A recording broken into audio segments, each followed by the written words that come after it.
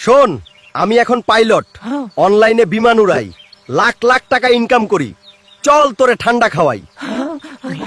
এক মা বানর তার সন্তানকে নিয়ে স্বামীর কষ্ট করে রেখে যাওয়া সামান্য টাকায় সংসার চালাত। বানরের একমাত্র বন্ধু ছিল এলাকার এক খারাপ শিয়াল। তারা প্রায়ই গ্রামের বটগাছের নিচে বসে আড্ডা দিত। শিয়াল কাজ করতে চাইত না, কিন্তু ধনী হওয়ার স্বপ্ন সে রোজ রোজ দেখত।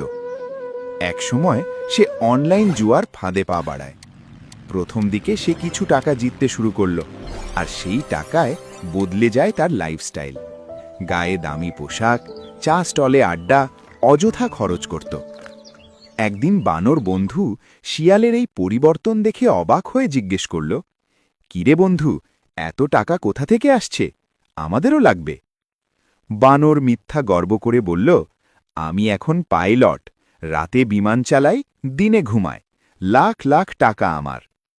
তারপর শিয়াল বানরকে অনলাইন জুয়ায় যুক্ত করে দেয়। সহজে আয়ের লোভে বানরও সেই ফাঁদে পা দেয়। প্রথমে সে কিছু টাকা জিতে খুশি হয়ে যায়, কিন্তু কিছুদিন পর শুরু হয় আসল বিপদ। একটার পর একটা বাজিতে সে টাকা হারাতে থাকে।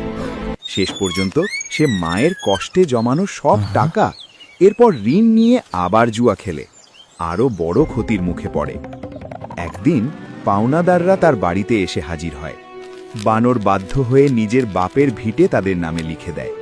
কান্না করতে করতে বানরের হুঁশ ফিরে আসে, কিন্তু ততক্ষণে সব কিছু শেষ হয়ে গেছে।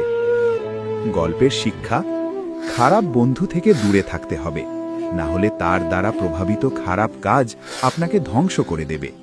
যেভাবে শিয়ালের দ্বারা প্রভাবিত অনলাইন জুয়ায় বানরের জীবন ধ্বংস হলো।